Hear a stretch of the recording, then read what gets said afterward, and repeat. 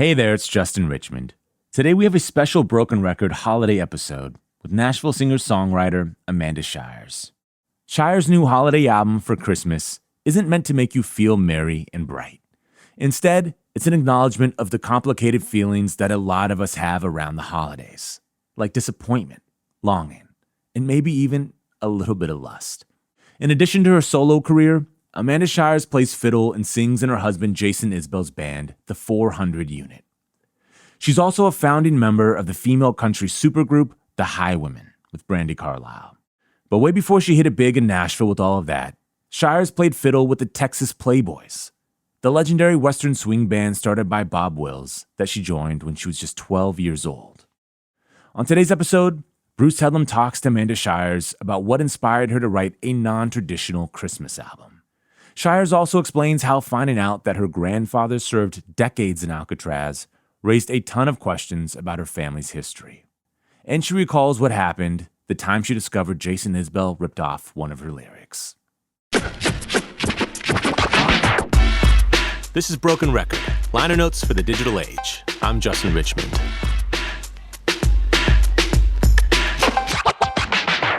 Here's Bruce Headlam with Amanda Shires. First of all, Amanda Shires, thank you so much for doing this. Thank you for having me. People who know your music, which is moody and very evocative, might be surprised that you had a Christmas album out. I was surprised you had a Christmas album out. So tell me what the thinking was going into this. I'm surprised to have a Christmas record out. Of all the things I never thought I would do was a Christmas record. But I think the catalyst for it all was just going into this year knowing that Christmas is going to probably resume to some sort of sense of normalcy as opposed to last year. Mm-hmm. Last year, I was really happy not hearing all the Christmas jams and going out shopping and all that, you know? That's not to say I didn't miss a lot of stuff about normal holidays. So that was what started it all. I was like, that might be a good song idea in there. And then I started writing one song, and then I wrote 10, and then I covered one. Now, when you were growing up, I think most people had like a favorite holiday album. Did you have a holiday album at home that you were thinking of when you did this? I really liked the Vince Guaraldi. I really liked that one in Burl Ives, you know. And my mom listened to a lot of like Pavarotti and what are those folks' names, those Irish folks that sing Christmas songs? They're like operatic. The Chieftains? Yes, that! You did it! The Chieftains, yes! Because she's, you know, Irish and whatnot. But she was Irish? Your mom? Well, we just found out, actually, that we don't know what we are, because my granddad, turns out, was in Alcatraz, and nobody knew it until after he died. So we don't really know where he was from in the end. He was incarcerated in Alcatraz? Yeah, for 25 years, one of the first 200. But when he got out, is when he started a family with my grandmother. But nobody knew any of this stuff about Alcatraz and all this until our merchandise guy gave me a family tree, like a complete one, because his uncle is one of those genealogist types. And I was looking through it, and I was like, that can't be real. Is that real? And then we hired a private investigator, and turns out it's true. That's amazing. Can you tell us what he was in for? Yeah, he was a young man that was a career criminal, car thieves, and you know how the money used to be in the post offices? Yeah. So he held up a post office, and he took the postmaster's child and wife hostage, and nothing happened to them, but except for obviously some kind of trauma. But yeah, when he got caught after that, he went to Alcatraz. Did you know your grandfather? When I was young, I did for a little while, and he passed away. He's quite old at that point. But yeah, I think that's gonna shed some light on a lot of different things in my life, probably. Well, when you do your Christmas in Alcatraz album. Exactly. So there's elements to that in my Christmas record, you know. People go to prison. You know, John Prine had a song, Christmas in Prison. That's right, yeah. So you're going to play some songs for us. So tell me first about Home to Me. Home to Me captures a feeling of wishing folks were around that aren't, well, at Christmas time or any other time. And I think that that's feelings we all have around the holiday season and any season. It's kind of a desperate plea for reconciliation, I guess. Was that your feeling last year with Christmas when you were isolated? I feel that way about different people in it that come in and out of my life, and then different family members. And I kind of wrote it in a way where I was trying to apply it to different types of relationships that I've had. But mostly it's like a love relationship when I think about it pretty hard. I just like to mask all my true feelings with, other feelings. Feelings are complicated. Because to me, I thought it was a romantic song. Right, totally. Or a song about a romantic relationship. But really, you were talking about something else? I'm talking about that, but I don't want the folks that feel moved by the song and wish that it was their own father or somebody to feel waylaid in the outcome, finding out that it is like wanting a love relationship. But I guess I should trust my audience. It reminded me, this song, that holiday songs can be actually the saddest songs. Mm-hmm. It seemed to me the flip side of that old song, I'll Be Home for Christmas. Right. Which was a big wartime song. This seemed like from the other end, like Come Home. It is that for sure. I mean, I'll just start being honest about it. Who cares? It's like, you want somebody in your life and it's just not going right. And it sucks worse around Christmas. Yeah, things suck worse around Christmas. Yeah. Let's go back a bit. You grew up in Texas, and is it true you grew up near Mineral Wells? I was born in Mineral Wells, population 14348, and my dad and my grandparents and stuff still live out there. And then when my dad and mom split up, I lived with my mom in Kansas City, and then Lubbock is where she finally settled down. I don't know Texas very well. I've only been there a few times. Mm-hmm. I only knew Mineral Wells from the Tom Russell song. I didn't know it was a real place. It's a real place. I have a song called Mineral Wells, too. Okay, this is embarrassing, because I totally missed that. Listen, I'm a little bit embarrassed that I tried to lie off my feelings on a Christmas song a minute ago, so we're even. Well, we're going to get deeper into your feelings. Don't worry. Oh, good. Okay, I have to ask you, because a lot of people compare your voice to Dolly Parton's voice, and that's, of course, a compliment. When did you first meet Dolly Parton? I met her at RCA Studio A for rehearsals for the Highwomen Newport show. And what was that like? I mean, I asked her assistant the day before. I said, what do you think Dolly Parton would like me to wear? Because I really want to make a good impression. And she said, probably leather and lace. And so I went home, and the next day I put on leather and lace, and sure enough, it worked. I waited. I got there early, and she came in, and we talked about our leather and lace a lot, and it was magical and terrifying. I mean, watching her work is an incredible thing. So was there music in your family growing up? Was there always music around the house? There was music in my mom's house, and then at my granddad's and dad's, they do wholesale greenhouse stuff where you grow plants and stuff for your nurseries. Mm-hmm. So there was music playing on the radio and stuff there. And then in the pecan orchards, it was just turn the tractor radio up as loud as you could get it. But my grandfather that I was very close to, Garland, he wasn't of the generation where I don't think they thought that playing music was going to get you anywhere. Because he had a guitar, but it was just in his closet. And then, but you started with violin? Was that your first? Yeah, violin. I got that violin, and I started playing in school. And then I met Frankie McCorder from the Texas Playboys, and started learning by ear from him on his porch, and was going to quit violin. And then my mom said, how about you do violin, and we could parallel that with fiddle. And I said, that sounds like a sweet deal.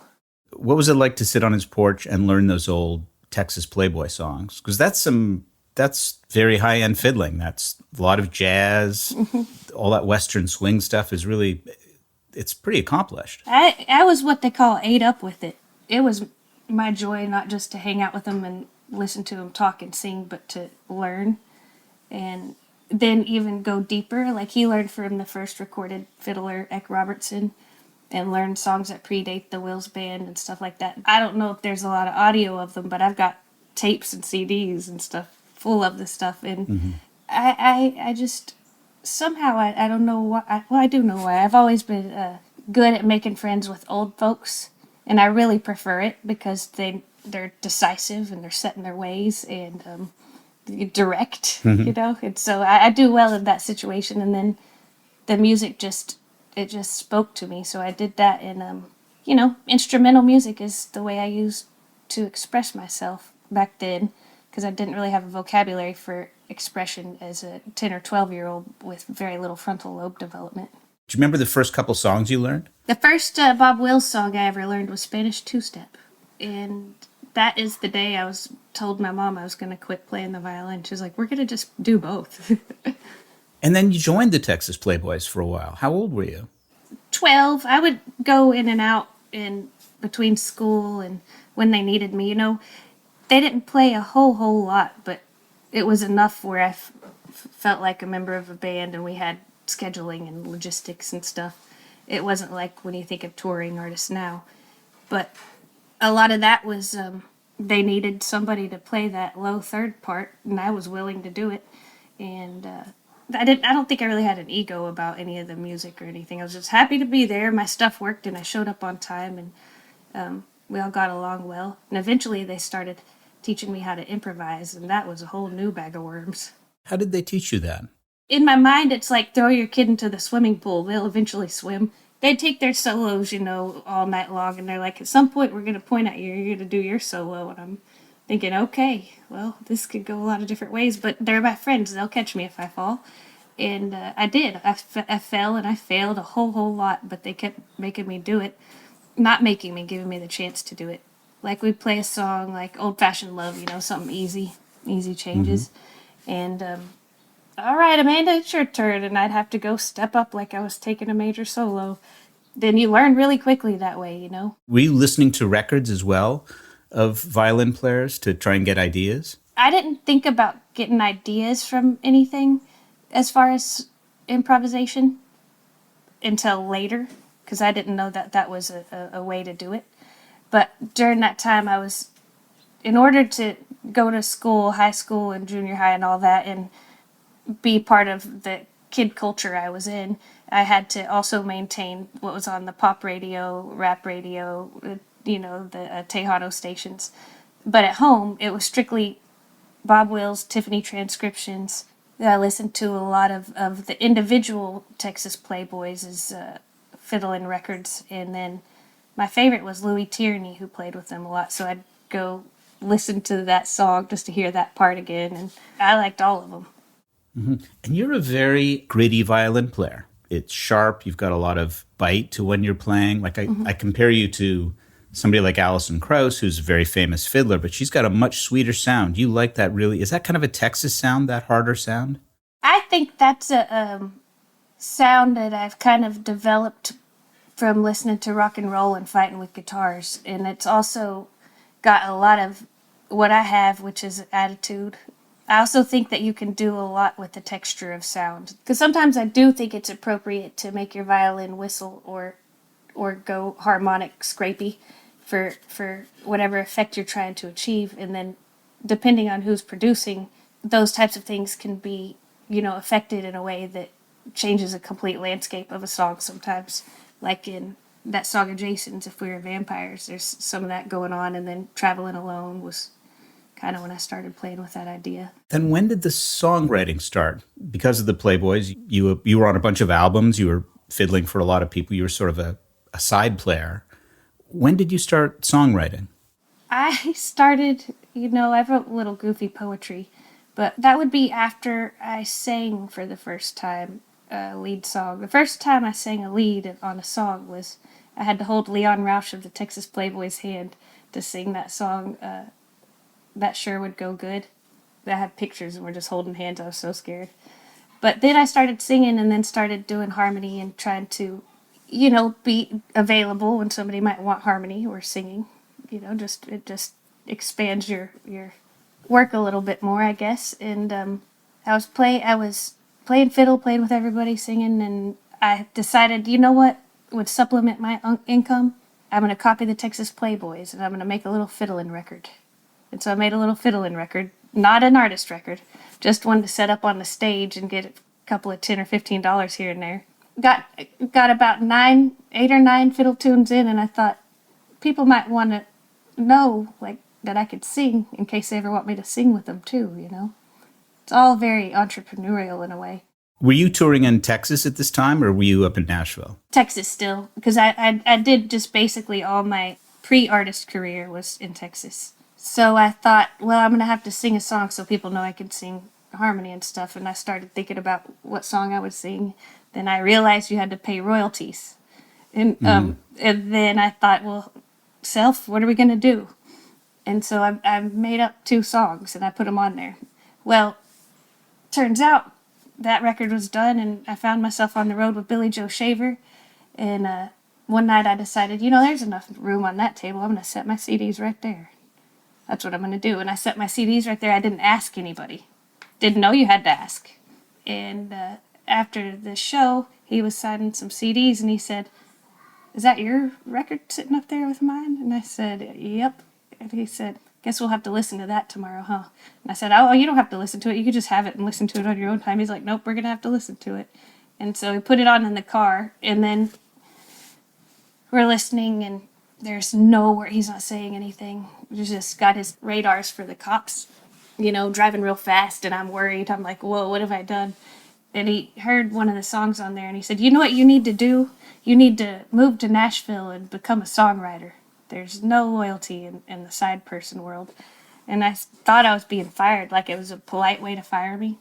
Mm-hmm. So I said, "No, Billy Joe, I love my job. I don't mind not selling the CDs if you don't want me to. I really love playing with you. I feel like I'm learning a lot." And he said, "No, but you could be a songwriter. If you want to go be a songwriter, you should go be a songwriter." And I was like, "I don't know, Billy Joe. I really like playing with you." And then a year later, I told Billy Joe Shaver I was moving to Nashville to pursue my dreams of being a waitress. And then I started over, and here we sit. Was there a song you heard? Was there something that inspired you that made you think, I can do this? Like, who were your inspirations back then? I always heard Billy Joe Shaver and thought, I wonder if I could do that one day. And just the way he captured exactly what he was feeling in that way. And then I realized that no, I can't. I have to do the ones that come from me. But the other people I was listening to were everybody from Cindy Walker, all of her songs from the Playboys. I loved that, like that song "You Don't Know Me," and then of course all of the Waylon Jennings and Dolly Parton I listened to, and I listened to acts like Jagged Edge and Destiny's Child and everything, Elliott Smith, and then I started working at a record store, and it was just crazy. And then I fell in love with Leonard Cohen, and I was like, "That's me. I'm Leonard Cohen." I don't mean I'm Leonard Cohen, but that's I identify with that. You went and got your MFA, which not a lot of country writers do. Mm-hmm. What made you want to do that? My life philosophy is like, we're all here to learn, and as nature does, grow until we meet our end. So I went to get my MFA like I did when I was learning the fiddle, like with everything I had. When I discovered my passion for writing in words, I wanted to do that, and I wanted to know what I was doing, and I wanted to be able to make decisions and know the reasons for the decisions I was making, and not kind of just go on instinct. Like, I wanted to know down to the preposition what the word choices could be, and then how they would affect a line or an emotion depending on where and how you used them. And I just wanted to be kind of able to do it with purpose and intention, and to not second guess myself, but also stay open to criticism should somebody notice something I forgot. But for me, I get passionate about something and I want to do it, and I want to do it right. And I don't get very passionate about a lot of things, basically just music, writing, and painting. Where does that come from? Was someone in your family that way about what they did? No, I think when I think about it historically, I think it's something that's been lost. Like, I don't know, I'm no historian, but I feel like people used to do a lot more things like read and be into arts and learning. And I'm not trying to sound like an old grandma, but, there's a lot of TV watching going on when you could be exploring yourself and the world around you, I always preferred being outside over being inside. Yeah, I mean, there's nobody else that I know that really, my mom was a single mother who eventually became a doctor, but that was also while she was raising 2 kids and being a bail bonds lady and working at Price Chopper. Wow. Okay, I think we know where it comes from. That's pretty good. Okay. All right. So there we go. What was learning to write at an MFA like? What kind of things did you do, and how did they help your music? I think the MFA was the hardest thing I've ever done. Like, I read everything James Joyce ever wrote. I suffered ocular migraines and I lost vision in one of my eyes from reading so much, but it came back, thank God. We'd do everything from workshops to study Middle English and Old English and, where words came from and vowel shifts and poets. We'd study other poets and their works. And yeah, that was really fun, though. It was a lot. Can you tell me a couple of examples in your songs where you can look at them and say, without that training, I wouldn't have written this song? Oh, yeah, for sure. I wouldn't have written Parking Lot Pirouette without that training, and that's one of my favorite. Like, if I had to pick one of my favorite songs of my own, it'd be that one. Then White Feather from To the Sunset also. That's when all that was kind of wrapping up, and I wrote it separately. I have a record coming in the spring. None of the songs I would have written without this kind of training that I had, because they're going a little bit literary, I guess, but still accessible. And then with the Christmas record, I would say it'd be Slow Falling Snow, and some of them would be a lot worse if I hadn't had the training, is what it would be. It wouldn't be the same level of accuracy of words to feelings. Now, I am going to put you on the spot because your husband had an online conversation with George Saunders, and I think people can find it on YouTube. So now, who do you want to do that with? What writers do you want to speak to? Well, I will say that Jason did do that, but he was never asked by George to write a song for his 10th of December, and I was, and I did, and it was awesome. I would think Barbara Kingsolver. Mm-hmm. I would like to talk to her. I'd like to talk to Ada Limon, wonderful poet. And some of them I've already talked to. I mean, Tom Robbins would be fun. Definitely Larry David.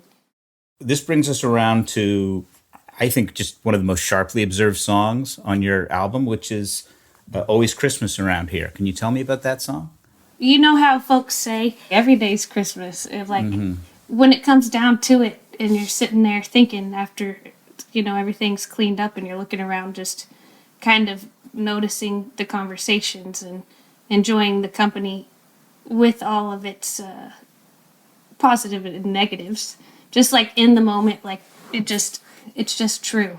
Because you get together this one time a year with folks that you don't see every day, and you're expected to hang out and agree on all things because you're related. And then you cook a turkey. Like, who cooks a turkey in the year outside of Christmas or Thanksgiving? Like, why are we going to have the thing we're the worst at making? That's a thing that always bothers me. You think about it and you're like, at Christmas, it's just, you drag all this stuff out and you decorate your house with it. But also at the same time, you're still doing the same things you do every day. Like, every day, Jason and I are trying to see who's going to push the trash down the furthest or for the last time and who has to take it out. And that happens on Christmas. It's all just the way life just is all the time, but it just happens to be on Christmas. That's what that song is. But it's full of sort of beautiful lines that just kind of sum up that experience. I don't remember the precise words, but there's wine stains on the carpet, and someone says we'll win the lottery. Yeah. It's this incredible kind of slice of life. I think that true experiences to me are the ways that you can describe the feelings the best in a song. How do you go about writing lyrics then? Do you start with the melody and then add the lyrics? Sometimes I'm like all of the writers. You could start with a melody and add lyrics, or maybe you start with a piece of an idea. I'm not one of those that writes to a title. I've never been able to figure that out. A lot of people like write the title and they write to that. But throughout the year, I take lots of notes, and then the notes, I put little, like a couplet or a line or something on an index card, and I store them in my index card bins. And then when I feel like the well is full, I start taping them around my house. Like, you can't tell right now, but a lot of the walls are white, so all the index cards go up and the painter's tape goes up. And then I just kind of synthesize all that and pull out my little voice memo recorder to see what melodies I have. And then You start writing one or two, and then it just pours out of you. Wow. So you tape them all over the house? I used to only do it in the closet because I was afraid of judgment within my family, and then I realized that was silly. Then they started coming out of the little closet into the bathroom, into the master bedroom, and it only got tricky once when Jason ripped a line from me, and I had to tell him that wasn't how this was going to work. And, Did you just say, like, just tape up your own damn cards, Jason? I said, I realize what's happened here, that, it's impossible to not read the words that are on the wall, but it infiltrated your unconscious, and that's my line, and we have to be careful about that. Mm-hmm. But I don't mind sharing, I always tell them that I've got lines for days. Are you one of those people it just comes easily, that lines come? I mean, I don't know what it's like to be a different type of person, but I think that I stay in a particular mindset so that way I can always find it, I don't shut it down, that part. I write a little every day, and I still find beautiful lines and books and poems and room to get better. And I don't shut the part of my mind off that also shuts down imagination. So, like, I guess you could call it a little bit of your silly, self. You got to keep some kind of, part of you that's open and spontaneous and can find magic in, I don't know, looking at rocks. That's interesting, because for so many people, you mentioned worrying about your family's judgment. That fear of judgment is what keeps them from being able to write. You don't feel that? I used to feel that a whole lot, and I don't know if it's age and going to school and studying under Andrew Hudgens, but I don't feel that way because it's impossible to, based on some words, get a whole clear picture of what is in anybody's mind. Because, truly, if any other songwriter took one of my little index cards words and it wasn't Jason, probably wouldn't even be very good. Mm-hmm. This is positive self-talk with Amanda Shires. This is how you do it. You be confident in yourself. You know what the hell you're doing. And then if anybody has questions, you can choose to answer them or not. And as far as judgment, that all kind of comes after the record's out. So you have time to fix it in between now and then. How many drafts do you typically do of songs? Lots. Like a song on this album, how many would you have done? I have 47 verses to Gone for Christmas. Oh, you're kidding. No. I have pages on pages of Always Christmas Around Here. Recently, my producer, Lawrence Rothman, is insisting that I don't shred them for 6 months, just so I could look at the process on my own better. This is going to sound like a silly question, but a lot of people I ask this question to have very specific answers. Is there a kind of notebook you write in? Yeah, I like a specific notebook, but I don't keep them. I shred them after I put the notes onto the cards, and they go into my little index card bins. They all go in the shredder, and the shredded paper goes into the compost, and then I use it in my garden. Why do you shred them? Because the whole place would be a tinderbox. Okay. This is just a storage issue. It's not you hate them. Or... Well, and honestly, it's a little bit like that idea of if somebody saw my Google search history, they would really think something was wrong with me. But sometimes you have to know the details about, turquoise mines, and then simultaneously you need to know the exact weight of a sash weight to use in a particular fight that some characters might have, and exactly what is strychnine and stuff like that. Would strychnine just be after the Google search, "My husband stole my lyrics"? Yes, definitely. After I Amazon ordered a knife sharpener. Yeah. Jokes. But there is that thing where you have all these pieces of paper everywhere, and then they're left to interpretation, kind of I feel like it's shitty that they released Marilyn Monroe's diary, but I guess that's the risk you run if you leave your diary. So you wrote 47 verses, and then do you try and put some together, or you just you stroke off, you get rid of 44 of them, or I can't remember how many verses are in the song. Some people say way too many, and some people say not enough. The way I do it is I try some out in the studio. I bring my favorite, with that one, I brought my favorite 20 in, and then I tried some out, and then as you go and you follow the thing that makes it the most fits the best. And then the other ones could be another version if they wanted to be. If, they decide to be for Christmas number 2. So you are Leonard Cohen, because that's how he wrote. He wrote hundreds of verses for songs. Well, I don't always do that, because Home to Me, I just wrote that in one go. Tell me about the last song you're doing for us, which is A Real Tree. This one's a funny song. I always like the idea of things that happen around the holidays, like new love interests or, really, I think we know what I'm talking about here. It's a instead of a fake tree, this lady's found herself a real tree. And I guess it's a euphemism. Christmas is a time for romance and booty calls and sadness and nostalgia and all the things, right? Like, it'd be like just trying to... that's the point of the record. You can listen to a lot of Christmas records and it's either hymns, which are great, or everything's really happy and snowing.